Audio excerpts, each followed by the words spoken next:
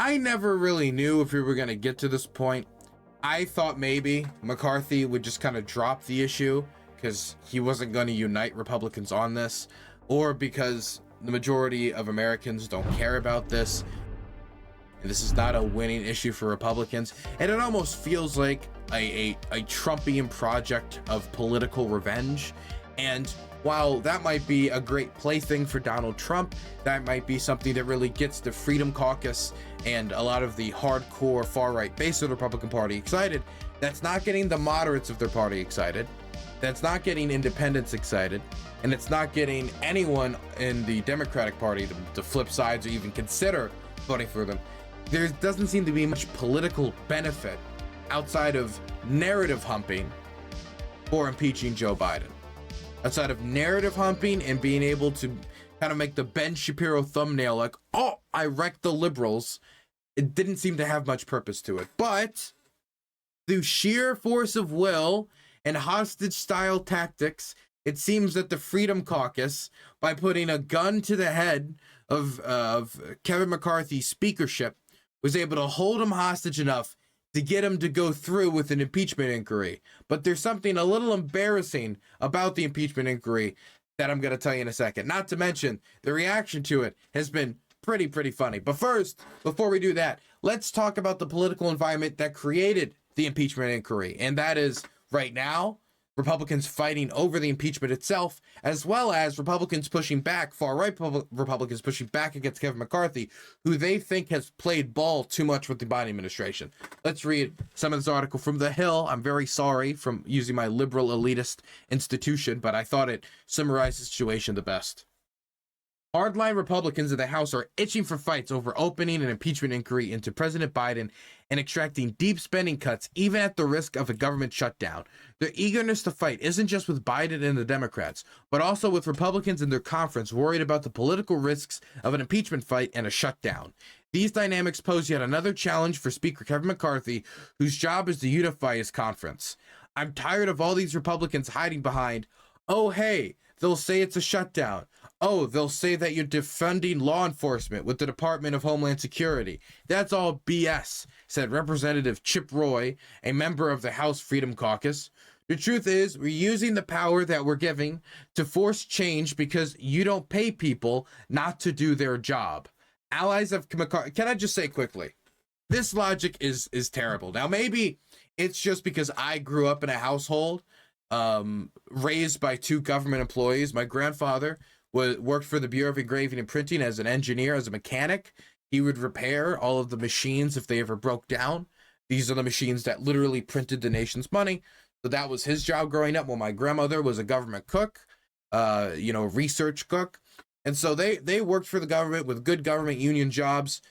Their employment was dependent upon the government functioning. And so any time that Republicans would shut down the government, and this created a lot of resentment, definitely amongst people in Maryland. And I think this is part of the reason why Maryland is such a blue state.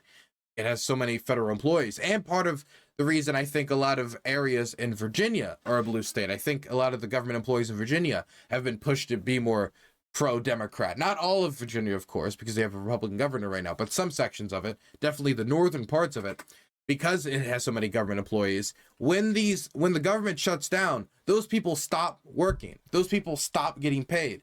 They all go home. Basic government functions start to either slow down or completely cease outside of emergency services, which also run into problems of their own due to the strain on the government. And those people not putting food on the table, they remember that stuff. The people who saw the government fail them because they needed the government to function, whether it be with mail delivery services or anything, they're going to remember this. When they start seeing trash overflowing, depending on how long it runs on, they're going to remember who shut down the government. And they're going to remember it was the Republicans who didn't want to play ball with spending priorities that a decent amount of Americans already agree with. Whether it's infrastructure investment, whether it's fighting over Medicaid price negotiations, over medicines for seniors, whether it's any of his priorities that they're fighting him over.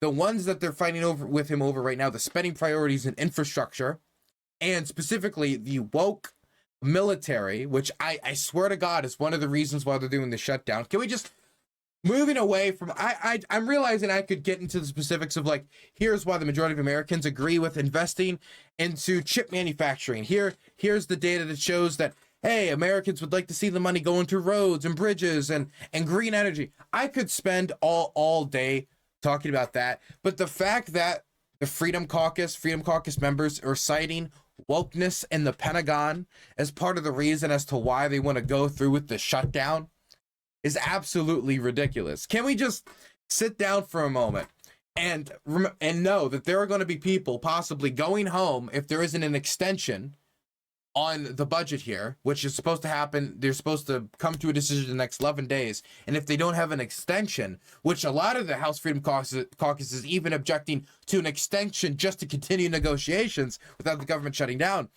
If it does shut down, there are going to be government employees going home, whether it be security guards or janitors or mechanics, engineers, scientists, whatever it be. They're going to be going home. And they're going to be saying to their children who are going to be asking, Mommy, why are you home? Donated $50. Hi, Dylan. Have you attached any orcish skulls to your armor yet? They give +10 cold and alcohol resistances as well as loot ability. Best wishes from... Actually, I do think I did put like a bone helmet on Karlach in my Baldur's Gate playthrough. I think you're referencing that. But I will not joke about the desecration of dead bodies, if not only for my continuation on this platform, aside from the other moral objections, but I will say that in Baldur's Gate, the outfit customization is absolutely insane. It would be cool if you were going for one of the darker playthroughs, if you could actually do stuff like that. Anyway, God, you actually set me off of my train of thought. What was I saying? Oh, yes. So there's this child going up to his parent saying, Mommy, why? Why aren't we getting a paycheck? Why isn't there food on the table? Why am I not able to afford my school supplies? And then the mother turned to the child and say, well, because Lauren Boebert thinks that the military is too gay. And so she decided that because the military is too gay, that now trash collection is over.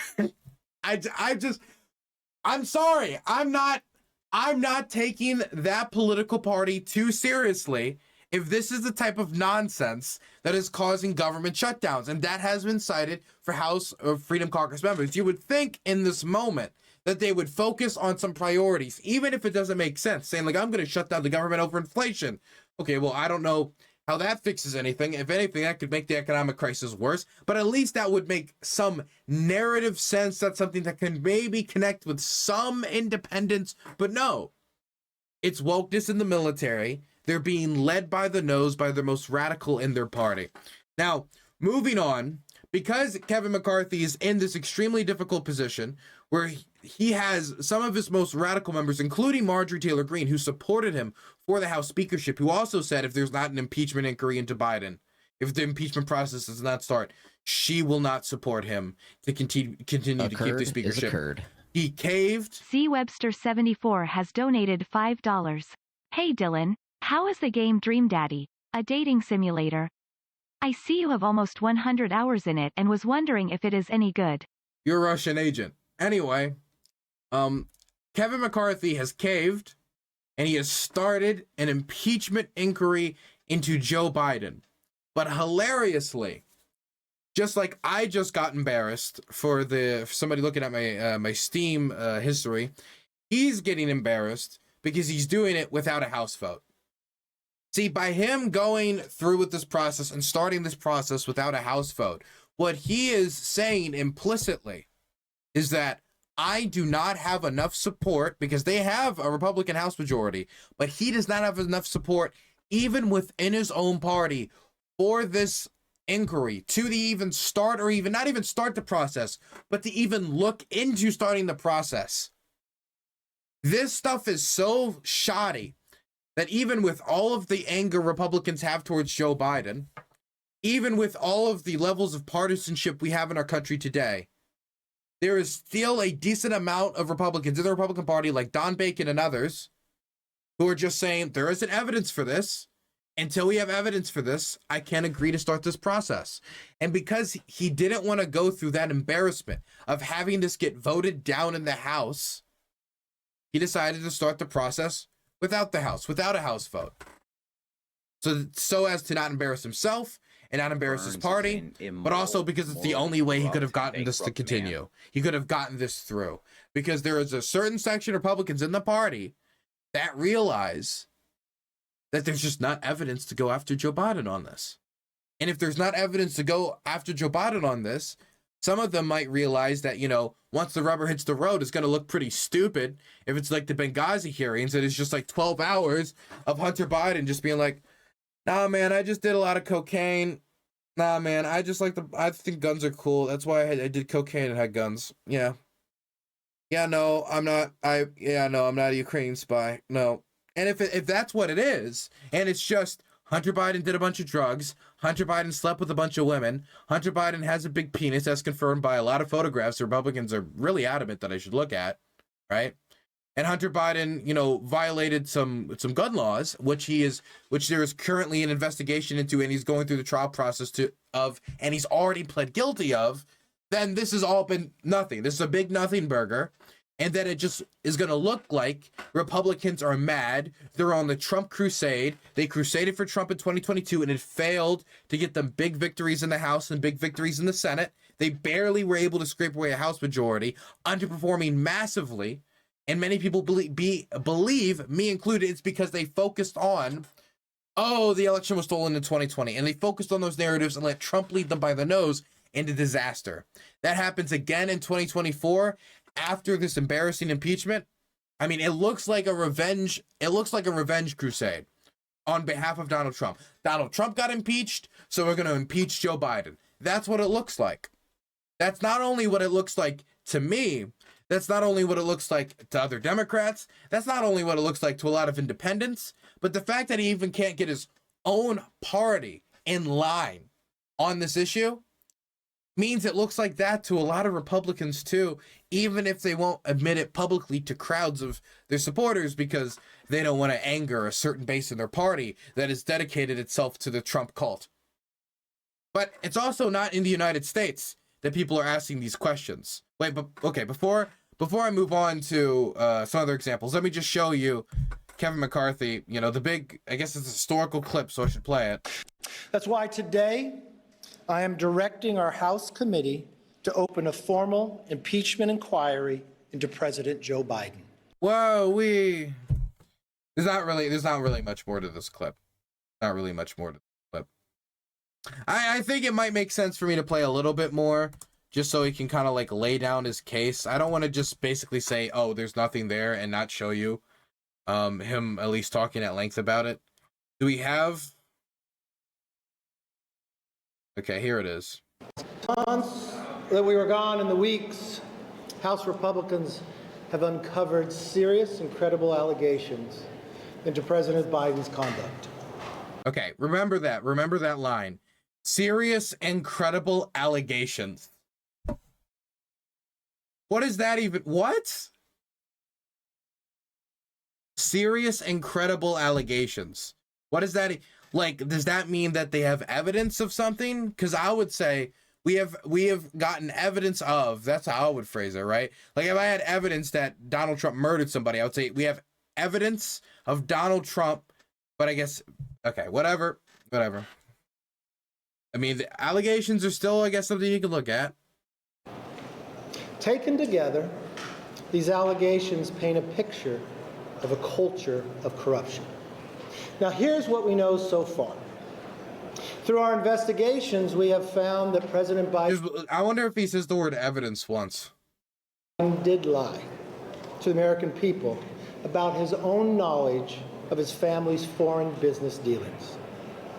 Eyewitnesses have testified that the president joined on multiple phone calls and had multiple interactions. Dinners resulted in cars and millions of dollars into his son's business partners. We know that bank records show that nearly $20 million in payments were direct. Hey, thank you. I appreciate it. Thank you for the tier 1. Directed to the Biden family members and associates through various shell companies.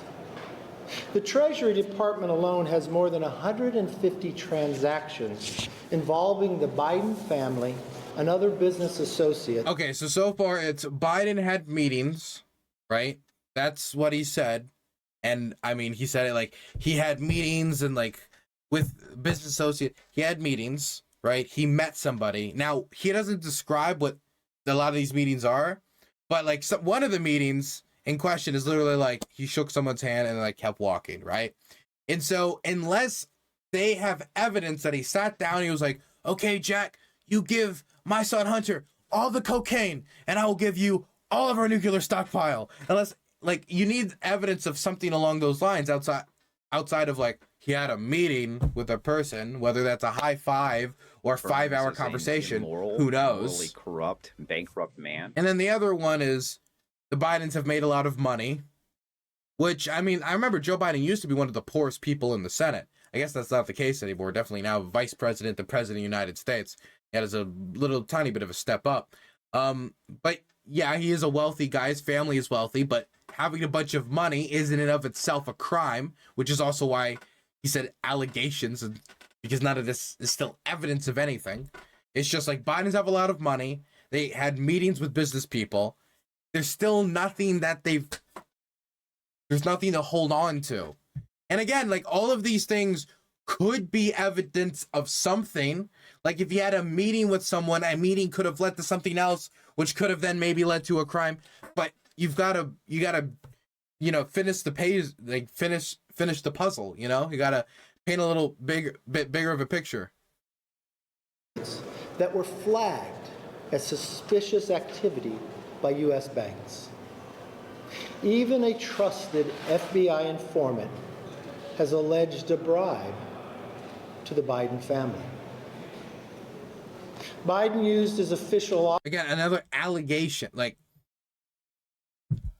again, none of this is something that you shouldn't look into, but shouldn't you have evidence of a crime before you start an impeachment process?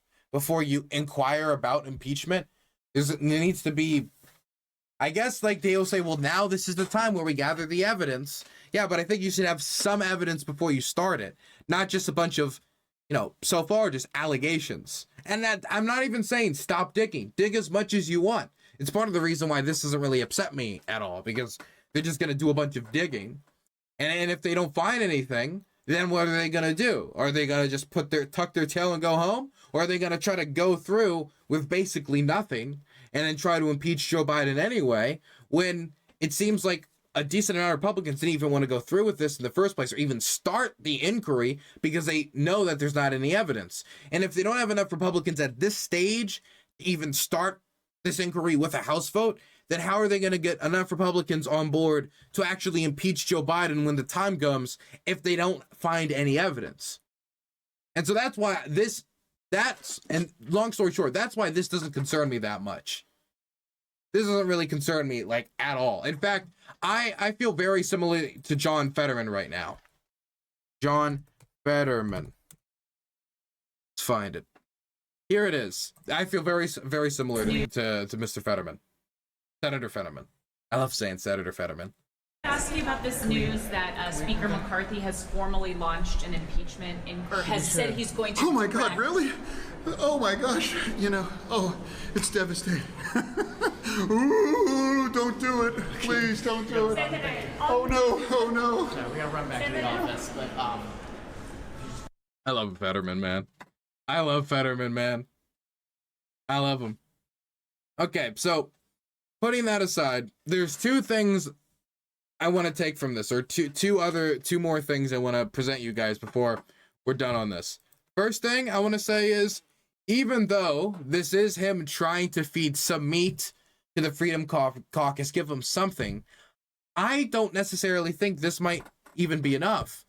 Not only is this something that's probably going to anger some of McCarthy's more moderate allies, and he's already somewhat embarrassed himself in this party through doing it without a House vote, showing very clearly that Republicans are not united on this, making Democrats probably feel bolder about this, knowing that Republicans are divided more than ever. While Democrats are, I mean, I don't want to call it the cult of Hakeem Jeffries, right?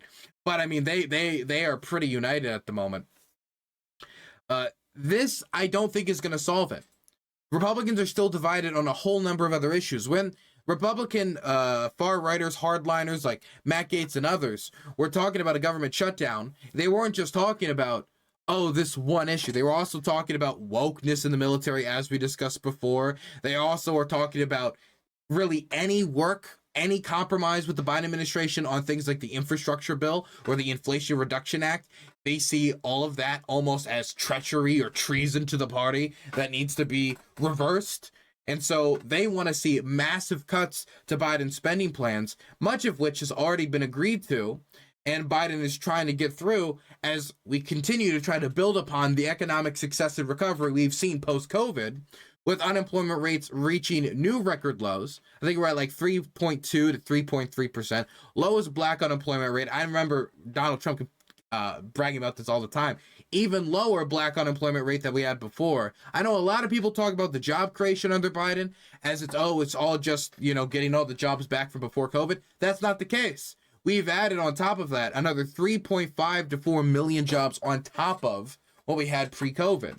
We've seen the National Labor Relations Board flourishing, putting out new decisions that are going to empower unions. For example, they put out a recent decision that says if you are in negotiations or going through the process of trying to find out if your workplace is getting a union as a business owner, if you try to union bust in any way and it's discovered, immediately the union is certified and there's not even a vote.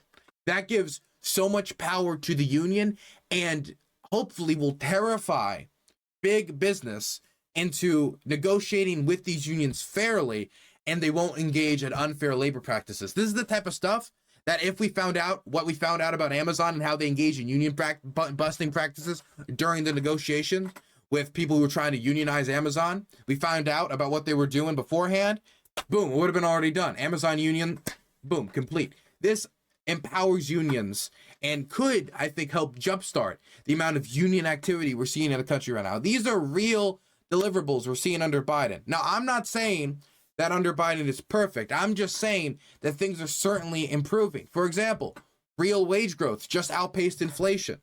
We got a 3.5 to 5.9% GDP growth rate right now. I'm not saying that things are perfect.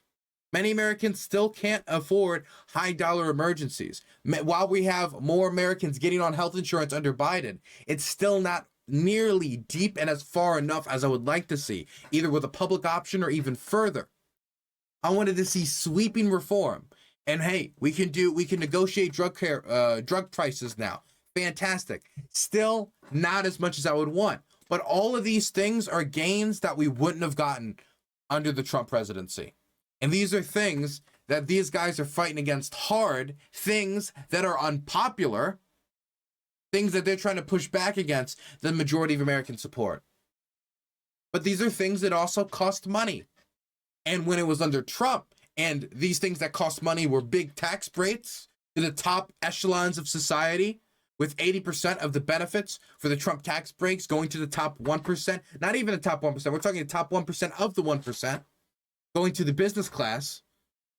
And that's gigantic tax breaks, massive increases in military spending. He increases the deficit to record highs, higher deficit than we've had under the Biden administration, to be blunt with you. And we didn't see Matt Gaetz yelling like, how dare Trump needs to get this budget under control. I didn't see that. I didn't see that from the Freedom Caucus. And if it would be anyone, it would be Matt Gaetz, because Matt Gaetz, outside of many of his colleagues were just complete Trump sycophants, he is somebody who will once in a while very kind of meekly be like, well, I do kind of disagree on this one thing. But when it came to the Trump budgets, it was all hail the wall. We need to pay whatever price necessary. But when it comes to empowering working class people, no, we'll literally shut down the government because the Pentagon is too gay and because they're investing too much in bridges and roads. It's absolutely ridiculous. But I don't necessarily think this is going to be enough. I don't think this is necessarily going to be enough to appease the far right. Lastly, I wanted to show an interaction between a British reporter and Representative Scott Perry He is the chair of the Freedom Caucus. This is the caucus that is most in favor of pushing forward the impeachment inquiry on Joe Biden and going forward with full impeachment. He is also one of the caucuses most in favor, of course, of cutting Joe Biden's budget. Look what this British reporter asks him when she just pushes a little bit for evidence. Look how he reacts, and listen to the evidence he provides. It's very interesting. He would do that. I don't think it'd be appropriate. All right, last question. Yes, ma'am. Can I just ask, what actual evidence do you have as opposed to allegations to show to the American public that would merit an actual impeachment inquiry of Joe Biden and prove that today isn't just about some of you? Oh, I don't know. McCarthy for the sake of enacting political revenge. This isn't about political revenge. We have the bank accounts. We can see, ma'am, you can see that the homes that the Bidens own can't be afforded on a congressional or Senate salary. You also understand that it's not normal for family members to receive millions of dollars from overseas interests. Okay, first off, I hope to God, by accident or on purpose, I don't care, however, the Freedom Caucus opens this can of worms. Oh my God, the joy I would have if the Freedom Caucus, if just on accident, opened up the can of worms of why is it that there's these people who are making $50,000 to $80,000 a year get into office and all of a sudden they've got all these resorts in Italy and they've got all these homes in LA and they've got all this land in Texas and they've owned all these stock. Oh my God, where did all that come from? I hope to God people ask where Dianne Feinstein's wealth comes from. I really hope so, because this is something that won't just affect the Bidens, which I'm sure it will affect them to some extent. When you are the president of the United States or the vice president of the United States, or even just, I believe, on the Senate Foreign Relations Committee, period, you have an immense amount of influence and you can use it to make an immense amount of money. And he has done that as well, just like everybody else has done that in the echelons of power. I think this would be a great time to have a conversation of exactly what type of events can people in elected office do and what kind of jobs can they take after they're done. And that's the hard question that I think a lot of people, including Scott Perry, would not want to ask. Because my response to Scott Perry would be like, fantastic, let's make it so that once you leave office, you can actually become a lobbyist in this way, or you can't work for these types of industries, or if they give money to your campaign, you can't do that. This is the type of stuff, the type of regulations I would love to put on public officials. Because if you want to be a public servant, I believe that comes with certain sacrifices in the cause of impartiality, to not be corrupted by big finance. But I don't think that the Freedom Caucus would be interested in that conversation, because that would not just apply to the Bidens, that would apply to all sorts of people. I would love to crack down on insider trading. Oh my God, are you kidding me? But the thing is, that swamp, if we're going to use Trump terminology, that applies to a lot more people than Joe Biden. Not saying that we know that Joe Biden participated in insider trading, just using insider trading as an example. Those things aren't normal. That's not normal to have 20 shell companies. These things are not normal, and it alludes to... And listen to everything he's saying. None of these things are crimes. Like shell company. Like shell company is suspicious. It could be like evidence of something if he can like prove it. But shell company, was it in Biden's name? Was it in Hunter's name when he was working with one of his weird business colleagues? Like, none of this is even a crime, even if we were to boil down to what exactly he's talking about. But it's still, nothing he's naming is a crime or evidence of a crime. Not only just widespread corruption. It'd be like if someone said, Dylan, what did Nixon do? Well, Nixon had like a shady meeting in like a back room, and then he said a bunch of shady things, and we don't really know what he... Like, wait, this is what we're talking... Like, the case against Nixon would fall apart, like, immediately if that's all they had. So you need to have something. But money laundering, if not influence peddling itself. And we also have the president, or the vice president. Okay, money laundering, there's no evidence. We have no evidence that Joe Biden participated in money laundering. Nothing. We have nothing. At the time, on record, saying that the process... What's his evidence that they engaged in money laundering? Oh, you know, they had a meeting. They had a meeting. Okay, gotcha. Prosecutor was fired. Well, son of a bitch, the prosecutor was fired, right? Because the prosecutor was going after the company that his son was working on. That's what we have. If you can't see. See, this is the Ukraine prosecutor situation. I think he's talking about Shotkin. The problem is this is somebody that not only the United States wanted fired, this is somebody that most Ukrainians want fired. All of Europe wanted fired. Basically, everybody wanted the prosecutor of Ukraine fired. Joe Biden was given the job to go over there and get him fired, and then he got him fired. But that guy was also overseeing a case, like he was a chief prosecutor of Ukraine. He's seen tons of cases that included Burisma, a company that Hunter Biden was on the board for.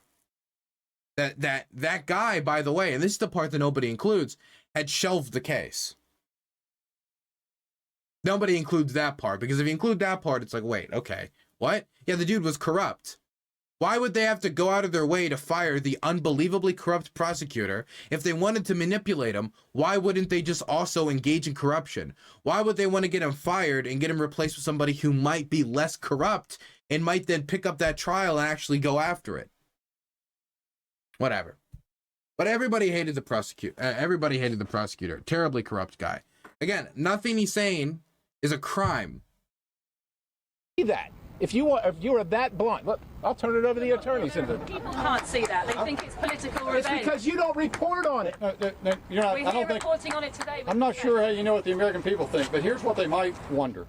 Actually, if you're a federal prosecutor, Man, I gotta say, there's nothing that annoys me more in politics than when like a political figure says, you know, I think the American people think. It's like, oh God, yeah, I bet you think the American people think a lot of things.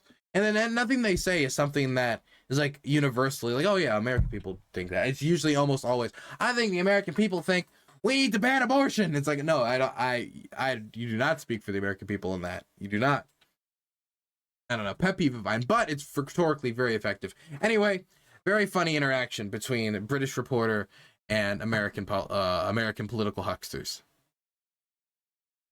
Do.